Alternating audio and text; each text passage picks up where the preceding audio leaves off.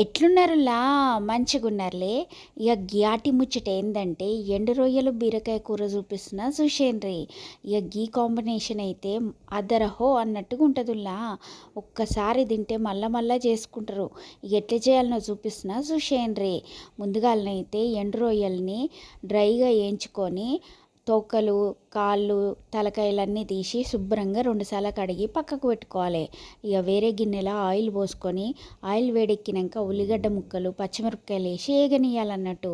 ఇక గివ్వి వేగినాక అల్లనే అల్లం ఎల్లిగడ్డ పేస్ట్ కొంచెం పసుపు వేసి పచ్చివాసన పోయేదాకా వేయించుకోవాలి. ఇక వేగినాక కడిగి పెట్టుకున్న రొయ్యల్ని కూడా వేసి కొంచెం అంటే కొంచెం సేపు మగ్గనియాలి.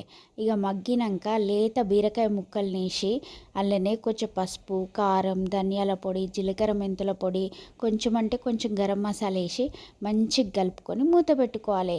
ఇక ఇక్కడ ఒక ట్రిక్ ఉంటుందిలా. మూత పెట్టుకొని మూత మీద కొన్ని నీళ్లు పోసి ఆవిరిలా కూరను మగ్గబెట్టుకుంటే మస్తు టేస్ట్ వస్తుంది. కమ్మగా కూడా ఉంటుంది. ఒక్కసారి మీరు ట్రై చేయండి. ఈ చిట్కా మీకు తెలుసా ఉల్లా? ఇదేమున్నది, ఒక 10 నిమిషాలలోనే కూర మగ్గిపోతుంది. ఇక దింపే ముందు కొత్తిమీర వేసి దింపుకొని వేడి వేడి అన్నంలో కలుపుకొని తింటంటే ముద్ద ముద్దకు రొయ్య వస్తుంటే ఆహా, ఇక దంచుడే కుమ్ముడే అన్నట్టు ఉంటుంది. ఏమంటారు? మీకు నచ్చింది అవుల్లా? మరి ఉంటానా మరి, బాయ్.